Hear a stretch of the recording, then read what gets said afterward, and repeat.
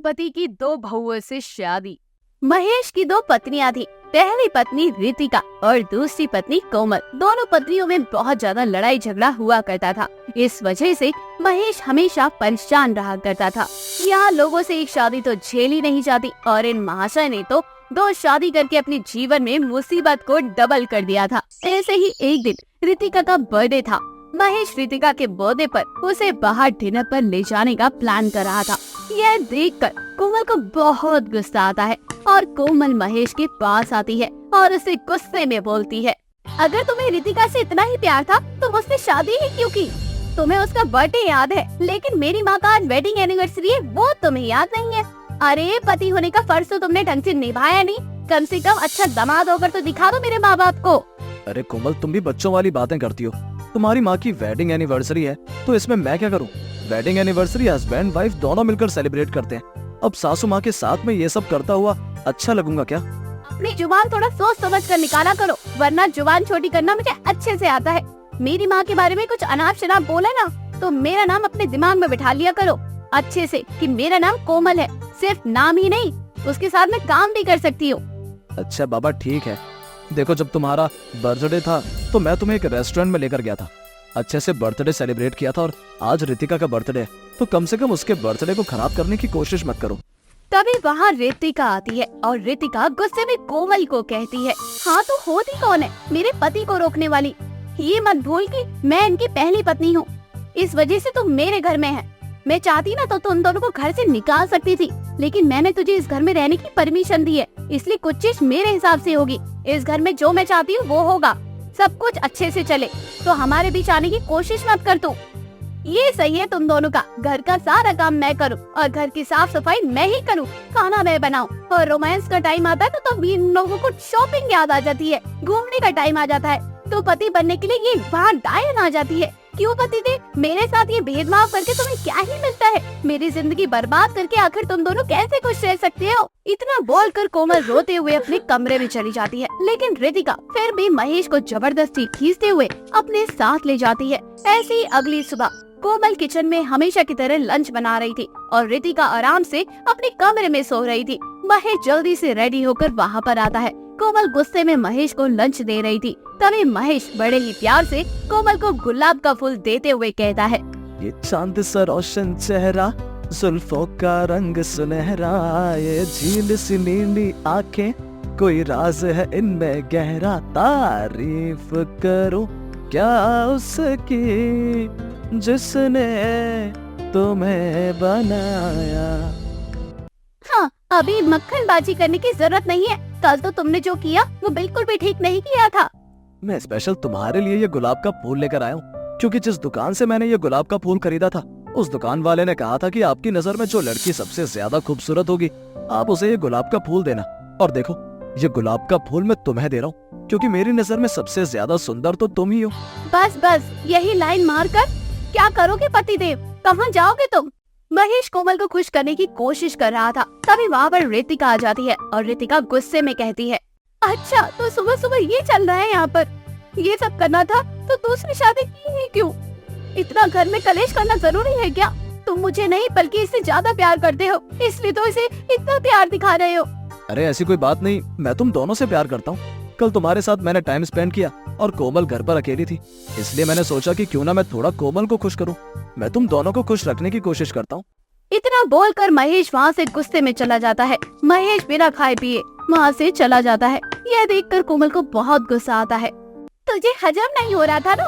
महेश मुझे थोड़ा सा प्यार कर रहे थे तो जब वे तेरे साथ घूमते फिरते हैं तो मुझे बहुत अच्छा लगता है ना, जब तेरे साथ टाइम स्पेंड करते हैं तो मुझे बहुत अच्छा लगता है ना। ये सब सोच रही होगी तो मुझे भी बहुत बुरा लगता है।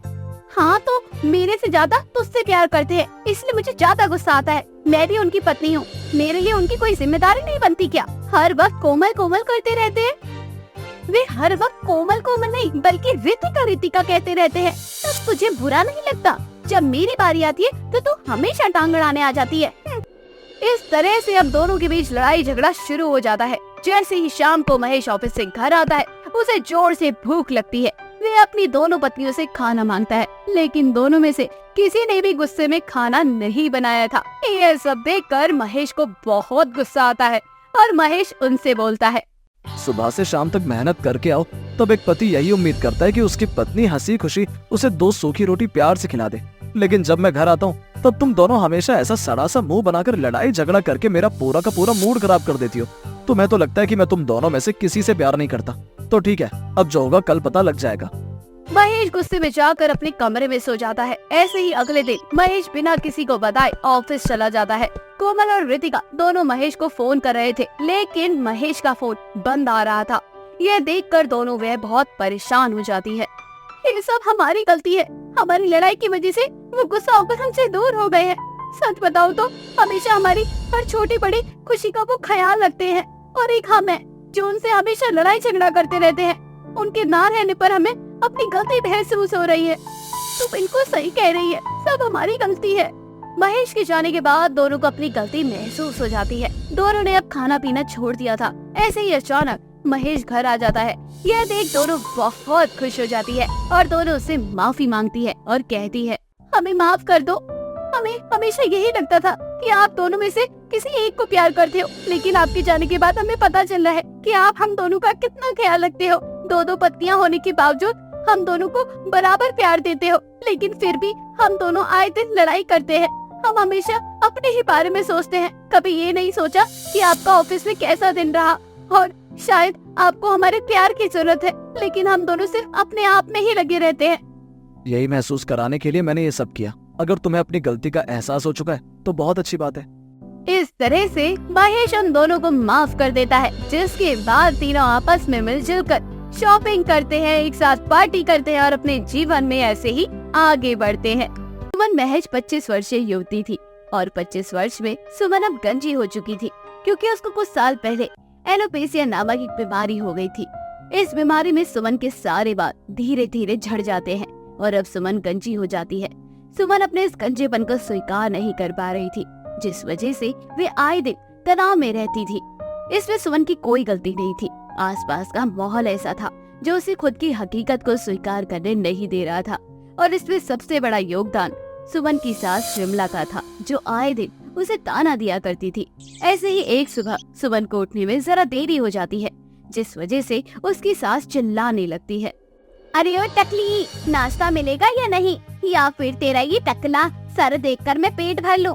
पता नहीं कौन से बुरे कर्म किए थे हम लोगों ने, जो इस जन्म में ऐसी नालायक बहू मिल गई है। ना शक्ल, ना सूरत, ना सर पे बाल है, ना कोई काम आता है। अरे अगर घर परिवार संभालने में तुझे दिक्कत हो रही है तो मेरे बेटे को तलाक क्यों नहीं दे देती? मैं अपने बेटे की दूसरी शादी करवा दूंगी। तुझे बुरा नहीं लगता क्या मेरे बेटे के लिए? जब तक तेरे सर में बाल था तब तक तो समझ आता था कि प्यार मोहब्बत है। अब तो तू टकली हो चुकी है। मेरे बेटे की भलाई के लिए उसे छोड़कर चली क्यों नहीं जाती कि मैं अपने बेटे की दूसरी शादी करवा सकूं? सुमन किचन में काम करती हुई रो रही थी। सुमन को अपने बीते दिन याद आने लगते हैं, जब सुमन के काले लंबे घने बाल थे। इसी काले लंबे घने बाल के कारण हर कोई सुमन की ओर आकर्षित होता था। हर कोई इसकी सुंदरता की तारीफ किया करता था। कॉलेज के दिनों में सुमन और आकाश दोनों एक दूसरे से बेहद प्यार करते थे। दोनों ने परिवार की मर्जी से शादी भी कर ली। कुछ सालों तक तो उनका जीवन बहुत अच्छे से चल रहा था, लेकिन कहते हैं ना, किस्मत में जो लिखा होता है वो जरूर होता है। सुमन को क्या पता था कि जो परिवार आज इतना प्यार दे रहा है वही आगे चलकर उसके बुरे समय में उसका साथ नहीं देगा, बल्कि ऐसा गंदा व्यवहार करेगा। ऐसे ही शाम को आकाश ऑफिस से घर आता है। सुमन का उदास चेहरा देखकर आकाश बोलता है, क्या हुआ सुमन, उदास नजर आ रही हो? सब ठीक है ना? आकाश, मैं तुमसे कुछ कहना चाहती हूँ। देखो, मुझे ऐसा लगता है कि हमें अलग हो जाना चाहिए। मेरा मतलब है कि अभी तुम्हारे पास आगे बहुत सारी चीजें हैं और मेरी जिंदगी तो देखो खराब हो चुकी है। मैं नहीं चाहती कि मेरी वजह से तुम्हारी जिंदगी खराब हो, इसलिए तुम अपनी जिंदगी में आगे बढ़ो, दूसरी शादी कर लो, और इससे माँ जी भी खुश हो जाएगी और तुम भी खुश हो जाओगे। मेरा क्या है, मैं तो खुद को एक्सेप्ट नहीं कर पा रही हूँ, तो सामने से बाकी लोग क्या ही करेंगे। अच्छा, तो मतलब मैं दूसरी शादी कर लूं? तुम यही चाहती हो ना? हाँ, मैं चाहती हूँ कि तुम दूसरी शादी कर लो। एक बार बताओ, जो चीज तुम्हारे साथ है अगर वही मेरे साथ हो जाती तो क्या तुम मुझे छोड़ देती या दूसरी शादी करने के लिए तैयार हो जाती? या फिर अगर मैं तुमसे ये बात बोलता तो तुम्हें कैसा लगता? मैं तुम्हारी बात को बिल्कुल अच्छे से समझ रही हूँ, लेकिन आकाश, सिचुएशन को भी तो देखो ना। मेरे जैसे इंसान के साथ लाइफ काटने से बेहतर है कि तुम दूसरी शादी कर लो।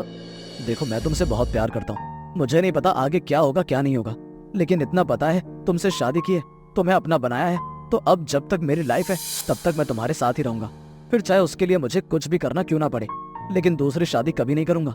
और तुम इतना टेंशन मत लो यार, मैंने तुमसे प्रॉमिस किया है कि मैं हमेशा तुम्हारे साथ हूँ। हाँ जानता हूँ कि माँ का व्यवहार तुम्हारे लिए अच्छा नहीं है, लेकिन ये सोचो कि मैं तुमसे कितना प्यार करता हूँ। फिर माँ की बातों को इग्नोर करो, अब उनकी उम्र हो चुकी है, उनको बार बार किसी चीज के लिए बोलना अच्छा भी नहीं लगता। ऐसे ही कुछ दिन बीत जाते हैं।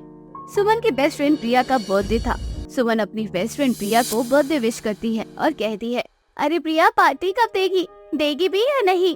हाँ यार क्यों नहीं यार, मैंने अपने सभी दोस्तों को इनवाइट किया है सिर्फ तुझे छोड़कर, क्योंकि तेरे बारे में ना मुझे सब कुछ पता है।